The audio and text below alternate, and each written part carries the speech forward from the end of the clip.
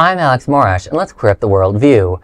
A report shows global surge in anti-LGBTQ plus hate crimes is tied to political rhetoric. A new report from the Institute for Strategic Dialogue shows that hate crimes against LGBTQ plus people are on the rise worldwide, fueled by discriminatory laws and hostile political speech. The report shows that anti-LGBTQ plus hate crimes have increased in the past 5 years across the United States, the United Kingdom, and Europe, especially targeting transgender and gender-nonconforming people. It links the trend to political rhetoric and government action that have escalated internationally. Among the cases cited, the Club Q mass shooting in Colorado, which killed 5, the 2023 murder of a California woman who displayed a rainbow flag, and the arrest of 20 Patriot Front members planning to disrupt an Idaho Pride event. The report also noted, quote, "These threats come from across the spectrum of ideological extremism, but frequently show groups that also pose a threat to the state and are openly opposed to democratic norms," end quote. In 2024, the FBI reported that out of 11,323 single bias incidents, 17.2% were based on sexual orientation and 4.1% on gender identity. The report warns that a, quote, "series of actions have sought to exclude LGBTQ people and culture from public life," end quote, through censorship, book bans, and anti-trans legislation. I was reading the report, and I think, in some countries it is about certain types of violent movements.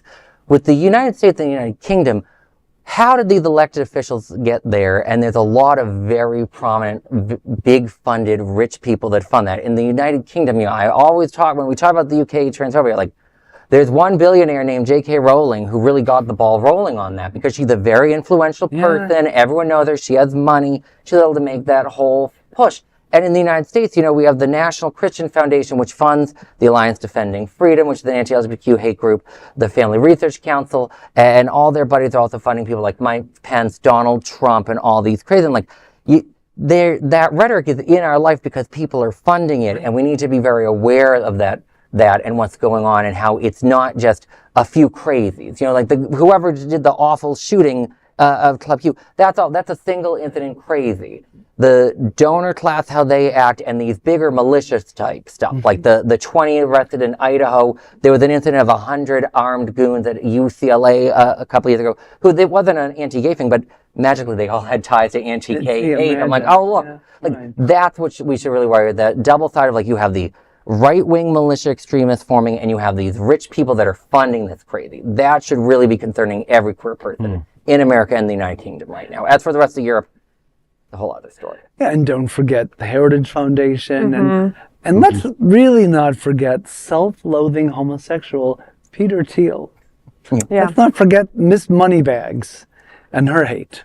Well, he's very focused on the Antichrist, apparently, and that I find very disturbing, that someone with that much money and power is focused on that. And I'm like, are you sure you are not the Antichrist? I was like, someone should buy him a mirror. But the thing is the anti-LGBTQ plus sentiment has always existed. It's always been right under the surface. It's just these people have, I don't even know, for lack of a better term, I'll say they've been shamed into not acting on it. But right now, the lights are green. They've been given permission. Absolutely. Across the board. The gag order's been removed, so to speak, right? They feel like they can do anything with zero consequences. Trickles down from the White House. And if you listen, I force myself, and some people don't understand it in the community, but I listen to some of the local and national stations as much as it's horrible to listen to, just to really have a reality check. Because it's easy to get comfortable in our cocoon of Wilton Manors, or when I was in the shadow of Manhattan, or anywhere else like that, you get comfortable, and we can't be comfortable right now. We have to face the reality. It's difficult because it is real and it is being pushed, but why is it being pushed? Whenever you see them talking, whether it be ICE deportations or anti-LGBTQ hate or racism, it tends to be designed to distract and to keep us from dealing with whatever they want to actually do. Right. How is it whenever files.